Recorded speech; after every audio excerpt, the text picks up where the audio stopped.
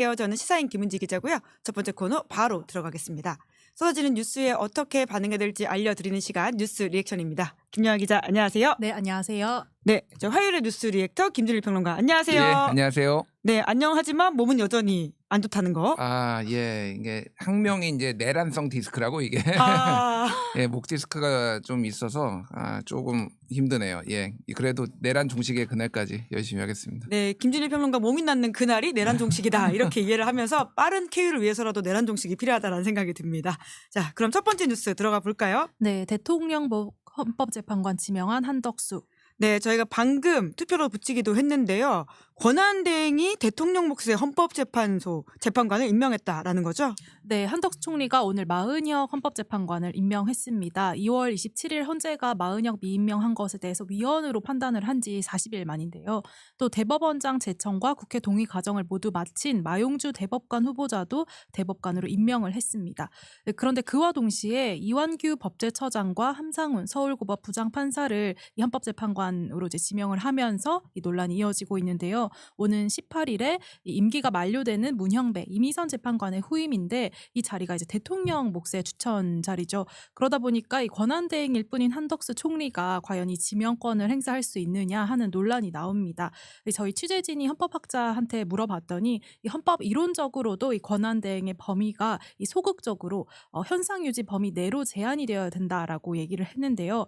대통령 몫의 헌법재판관을 지명하는 것은 이 실질적으로 개입을 하는 것이기 때문에 제한을 하되 마은혁, 정계선, 조한창 후보자처럼 이미 국회가 선출한 후보자를 임명하는 행위는 형식적인 것으로 볼 수 있기 때문에 이 권한대행이 할 수 있다라고 보는 게 이 헌법학계의 다수설이라고 이야기를 했습니다. 더군다나 이완규 법제처장이 내란에 연루되어 있다라는 혐의를 받고 있다라는 부분이 있는데요. 지난해 이제 12월 4일 비상계엄 해제 다음 날에 이 삼청동 안가에 모여서 대책회의를 했다라고 하는 이 법조인 4명 중 1명입니다.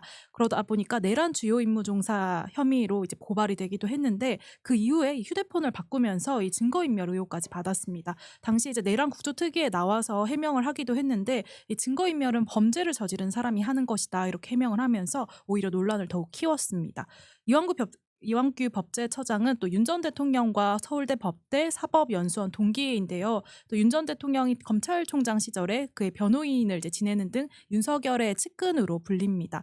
관련해서 박지원 의원이 오늘 이제 윤석열 캠프에서 네거티브 대응 자문을 했고 또 그러다 보니까 이 국민의힘 당원 활동 기간, 뭐 탈당 일자 이런 것들을 공개하라 이렇게 촉구를 하기도 했는데 조금 전 TV조선 보도에 따르면은 이완규 법제처장이 국민의힘 당적이 없는 것으로 확인이 되었다라고 이제 전해지고 있습니다. 네, 민주당은 법률적 대응하겠다 이렇게 밝히고 있죠? 네, 일단 국민의힘 권성동 원내대표는 이완규 법제처장에 대해서 뭐 미스터 법질서다, 미스터 클린이다 이렇게 옹호를 했는데요. 사실 마은혁 재판관 임명은 또 비판을 하면서 이완규 법제처장에 대해서는 용단이다 이렇게 평가를 한 부분도 눈길을 끕니다. 민주당은 위헌이자 이제 월권이라고 하면서 이 권한쟁의 효력정지 가처분 신청을 검토하겠다 이렇게 밝혔는데 한 민주당 의원이 이렇게 지적을 했습니다. 이건 윤석열이 인사를 한 거라고 봐야 된다. 왜냐하면 파면 결정 이후에 며칠 안 되는 사이에 이렇게 이제 할 수가 없다라는 건데 대통령이 복귀를 해야 된다라고 주장을 했던 사람들이 이 파면이 결정되기도 전에 이 권한대행이 헌법재판관 임명을 한다고 했다라고 하면 말이 되겠느냐라고 하면서 결국 윤석열이 이제 직무정지된 상태에서 인사도 다 준비한 것이고 한덕수가 그걸 실행한 것뿐이다 이렇게 비판의 의견을 전하기도 했습니다. 네, 이윤선 님이 조용할 날이 없다. 나라가 니들 거냐 임용표 님 이렇게 이야기를 해주고 계시는데요. 도통 한덕수 권한대행은 왜 이런 짓을 벌인다고 생각하십니까? 뭐 윤석열 아바타죠. 예, 아바타다. 제가 보기엔 시키는 대로 국힘이 원하는 대로 지금 다 해주고 있는 거고. 일단 왜 이거냐? 이제 국민의힘에서 그 친윤들이나 그 이제 장외에서 굉장히 세게 이 지금 윤석열을 지지하는 사람들이 가장 많이 쓰는 단어가 체제 전쟁이에요. 체제 전쟁. 예, 체제 전쟁이라는 이거는 종북 주사파와의 체제 전쟁이다. 우리가 이 체제 전쟁에서 윤석열을 중심으로 이게 똥돌 뭉쳐서 이겨야 된다 이런 주장을 하고 있거든요. 체제 전쟁의 일환으로 봤습니다. 이거는 굉장히 다목적이거든요. 일단은 6년이잖아요, 임기가. 예. 그러다 보니까 이제 뭐 당연히 다음 차기 대통령이 임명 권한이 침해가 된 것도 맞고 이게 지금 앞으로 헌재 갈 일이 굉장히 많을 거예요. 앞으로 나는 체제 전쟁을 해야 되니까. 체제 전쟁을 해야 되니까 특히 위헌정당 해산 심판 예. 헌재로 갈 수 있는데 이거 국민의힘이 예, 국민의힘에 대해서 이제 위헌정당이다라고 주장하시는 분들이 많고 그러니 그게 이제 갈 수도 있거든요. 근데 그거는 이제 법무부 장관이 하는 거죠. 그거는. 그러면은 이거를 지금 여기 알박기를 해놔가지고 그거를 피해보겠다. 이제 장기적인 포석으로 보면은 그거 외에도 굉장히 많은 것들 예를 들면은 이제 법원에 그러니까 예를 들면 이런 겁니다. 이재명 대표가 만약에 당선이 될 경우에는 형사상 소출을 받지 않는다에 대해서 해석이 필요하잖아요. 그렇죠. 그래서 모든 재판이 중단되는 거냐 아니면은 하던 재판은 진행되는데 형이 확정되더라도 형을 살지 않는 거냐 등등등인데 이런 것도 결국은 다 헌재로 가져갈 거거든요. 그러니까 이런 식의 이제 장기 포석을 지금 대비한 거다라고 보면 될 것 같고 이거는 뭐 한동훈이래 한덕수를 탄핵해도 정말로 예. 저도 좀 항상 좀 신중할 필요는 있다. 좀 그런 얘기를 하긴 했지만 탄핵해도 전혀 이상하지 않다라는 생각이 들고 일단 가처분 신청 같은 경우에는 빨리 나오면은 4월 18일 이전에도 나올 수 있다라고 해요. 예, 그거는 이제 헌재 마음 먹기 나름이죠. 예. 말씀해 주셨다시피 이 헌법학 교과서에도 이렇게 나와요. 헌법재판관 따라서 재판소장과 헌법재판관, 대법원장과 대법관 등의 임명과 같이 사법권의 구성에 관한 권한은 권한대행의 권한범위 밖이라고 보아야 한다. 그렇죠. 예, 이게 교과서에서 나오는 예. 얘기입니다. 그리고 다수의 얘기가 그거예요. 그래서 아마 가처분 신청을 내면은 아마 받아들여질 가능성이 높고 권한쟁의 심판은 약간 애매하기는 해요.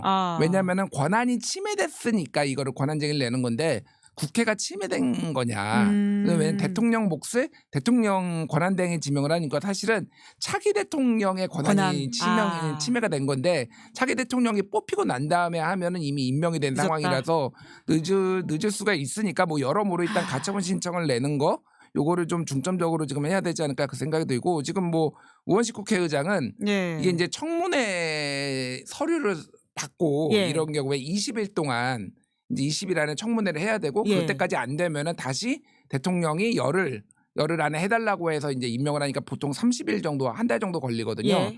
서류를 안 받겠다라는 거예요. 지금 우원식 국회의장이 30일은 시간을 끌 수 있는 거군요. 그러니까 그거는 기본으로 끄는 거고 아예 서류를 안 받겠다. 아예 원천 봉쇄.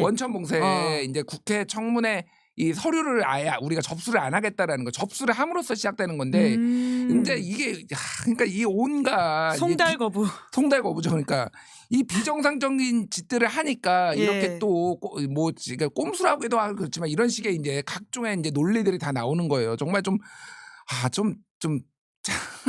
욕밖에 안 나오는데 좀 정상적으로 좀 하자 진짜 합리적으로 좀 하자. 어쨌든 내란 종식이 안 된 게 좀 명백해 보이네요 정말. 댓글창에도 그런 이야기들이 많은데요.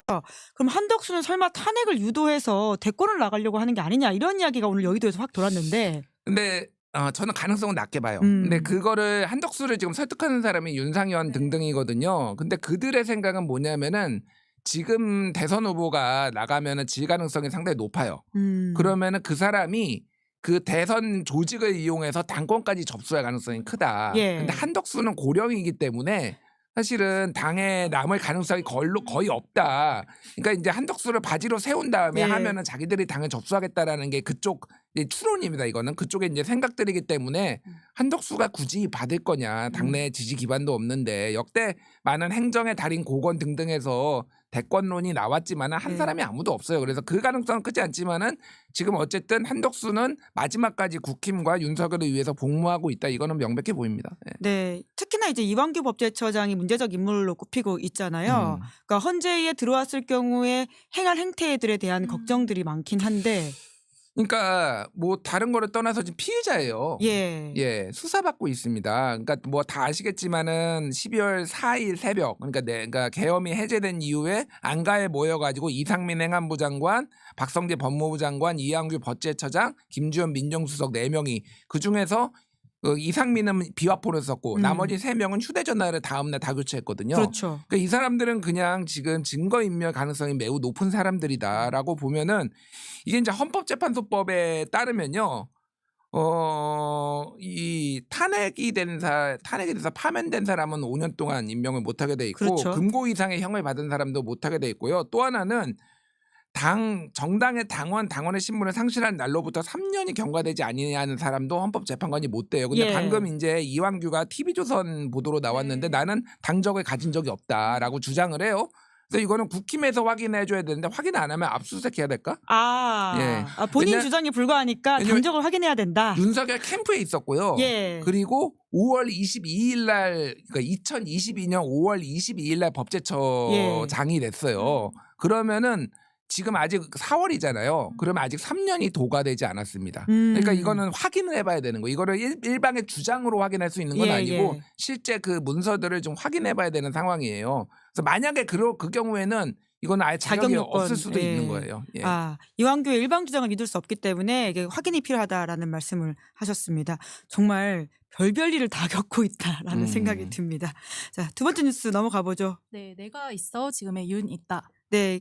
김건희 씨가 했던 말인 거죠? 네, 채널 A 보도에 따르면 이제 오는 11일 관저를 나와서 이 서초동 아크로비스타 자택으로 이동하는 것으로 이제 알려졌는데요. 오늘부터 김성훈 경호차장이 주도 아래에 짐을 옮긴다라고 합니다. 이 대통령직을 상실했는데도 거의 일주일 가량을 관저에서 머무르게 되는 건데요. 그런 가운데 이제 중앙일보가 윤석열의 1060일이라는 제목으로 연재하고 있는 보도가 또 주목을 받고 있습니다. 윤 전 대통령과 한때 이제 종종 그 폭탄주를 즐겼다고 하는 이 한 전직 장관의 전원인데 이 김건희 여사로부터 내가 있어서 지금의 윤석열이 있다 이런 말을 좀 자주 들었다라는 겁니다. 이게 장관과 국회의원이 있는 그런 자리에서도 이런 말을 하고 그 누구도 이런 발언을 좀 제지하지 못하는 장면들을 보고 김 여사의 이제 영향력을 실감을 했다라고 말을 하는데요. 심지어 이 명품백 수수 사건으로 비판을 받았을 때도 윤 전 대통령이 이 대통령 부인이 박절하기 어렵다라는 발언 때문에 이제 논란을 더욱 키우는 그런 상황이 있었는데 이 총선 참패를 걱정하는 참모들에게 윤 전 대통령이 이 선거에 져도 상관이 없다 이렇게 말을 했다라는 겁니다. 결국 윤석열 정부의 실패에 있어서 김건희 여사 리스크가 좀 핵심이었다라는 걸 보여주는 대목인 것 같습니다. 네, 저는 해당 기사에서 윤석열 씨가 검찰총장 시절에 그 바쁜 와중에도 제육볶음과 낙지볶음을 해주기 위해서 아크로비스타를 갔다 이런 이야기가 인상적이더라고요. 어떻게 이 기사 보셨습니까? 이거 재밌어요. 중앙일보 시리즈 굉장히 재밌고 한번 다 찾아보시면 되고 앞으로도 계속 나올 것 같은데 이게 이제 제가 어디까지 아는 거를 들은 거를 어디까지 얘기를 해야 되나. 김지들 단독 나옵니다. 그러니까 푸세요. 뭐 단독이라기보다는 윤석열은 사람에게 충성하지 않는다라고 얘기했지만 오직 건희한테만 충성을 했습니다. 그리고 전국민이 지켜봤죠. 모두에게 자신에 대한 충성을 강요를 했죠. 끔찍히 사랑해요. 윤석열은 찐사랑꾼 뭐 그런 표현이 맞나 모르겠는데 이거는 진짜 야사인데 옛날에 김건희가 결혼하기 전에 만난 분이 있어요. 만난 분이 있어서 식사를 했는데 그때 이제 중앙지검 검사였어요. 근데 이제 김건희가 자기 남자친구 얘기를 한 거예요. 남자친구 얘기를 했어요. 그러니까 서로 다른 사람을 만나던 때 아니 윤석열과 김건희가 만나던 때예요. 본인의 그때, 과거에 대한 이야기를 했었다. 그러니까 그 당시의 현재지. 그 당시 옛날 얘기니까 이게 10년 뭐도 더 넘은 얘기니까. 근데 제 남자친구가요. 사실 별로 비전도 없고 검사긴 한데 비전도 없고 그래요. 그런데 정말 저를 진짜 사랑해요. 라고 하면서 서울중앙지검에서 점심시간마다 아크로비스타에 와가지고 청소를 했다라고 그래요. 윤석열이. 정말 헌신적인. 찐 사랑꾼 뭐 이런 에피소드가 있어서 전혀 놀랍지 않고 요 비슷한 얘기를 제가 또 들었어요. 검찰총장 선배가 와서 식사를 한 적이 있는데 검찰 선배 김건희 여사님이 뭐 아주 디테일하게는 말씀 못 드리겠는데 굉장히 옆에 앉아서 이렇게 이가 나 없었으면은 이 자리에 올 수나 있었어요. 이런 얘기를 했다라는 얘기를 제가 들어서 이거는 매우 흔한 것. 이런 류의 얘기들은 굉장히 이제 앞으로 많이 나올 겁니다. 청소하고 밥 해줬던 그 모습을 민간인으로 남았으면 아무 문제가 안 됐을 텐데. 그러니까 아름답게 술 드시면서 유튜브 보면서 사시지 왜 나라를 대통령이 돼서 나라를 이 지경으로 만들었는지 참 안타깝다. 네, 세 번째 뉴스 넘어가 보죠. 네, 국민의힘 대선 경선 출마자는 몇 명? 네, 최대 15명 넘을 거다 이런 말도 있죠. 네, 거의 어제부터 이제 쏟아지는데 오늘의 출마자를 매일 꼽아야 할 정도로 이 출마 선언이 좀 쏟아지고 있는 상황. 상황입니다. 대통령 파면 닷새 만의 풍경이라고 하는 게 정말 어색하게 느껴질 정도인데요. 어제 이제 홍준표 시장이 시장직 퇴임 일정을 밝히면서 이제 출마를 기정사실화했는데 뭐 헌법재판소 폐지라던가 수능 연의회 실시 이런 공약들을 또 내걸기도 했죠. 오늘 이제 또 안철수 의원이 광화문 광장에서 이 출마 선언을 했는데 윤 대통령을 도와 단일화했던 사람으로서 깊은 반성과 사과를 드린다 이런 말을 하기도 했습니다. 김문수 장관 같은 경우는 오늘 또 장관직에서 사퇴를 했습니다. 대선 출마를 공식화하는 행보로 보이는데 윤 대통령께서 복귀되기를 바랬는데 이번에 파면되어서 매우 안타깝다 이런 발언을 하기도 했고요. 이정현 전 대표 같은 경우는 어제 이제 출마 선언을 했는데 오늘 국회에서 다시 기자회견을 가졌고요. 개혁신당 이준석 의원은 이 선관위의 21대 대선 예비후보 등록 절차를 마치면서 이 국민의힘 사과가 없는 상황에서 단일화 논의는 무의미하다 이렇게 강조를 하기도 했습니다. 이제 내일 수요일에 이제 유정복 인천시장 이철우 경북지사가 출마를 예고했고요. 이재명 대표가 대표직 사퇴를 할 예정입니다. 또 김동연 경기지사가 출마 선언을 이제 수요일 예고한 상황이고요. 목요일에는 한동훈 전 대표가 공식 출마를 하는 것으로 이제 예정이 되어 있습니다. 그 외에도 유승민 전 의원이라던가 오세훈 시장, 또 윤 전 대통령과 차담을 했던 나경원 의원, 또 윤 어게인이 자신이라고 이제 얘기를 했던 윤상현 의원 등이 또 출사표를 던질 가능성이 거론이 되고 있고요. 그런 가운데 국민의힘에서는 또 한덕수 차출론이 피어오릅니다. 권성동 원내대표가 오늘 이제 기자들과 만난 자리에서 이제 그런 의견을 가진 의원들이 많이 알고 있다 이렇게 언급을 하기도 했는데 이 파면된 윤석열과 정치적 관계를 좀 정리해야 되지 않느냐 이런 취지의 질문에 대해서는 우리 당은 이제 대선 승리 목표를 이제 결정하고 선거 캠페인을 전개하겠다라는 생각밖에 없다. 이 헌법재판소 결정문도 민주당의 의회 독재를 분명하게 지적하지 않았냐 이렇게 반박을 하기도 했습니다. 네, 김준일 평론가가 풀어준 김건희 씨 이야기에 대해서 구독자가 이렇게 댓글 달았는데요.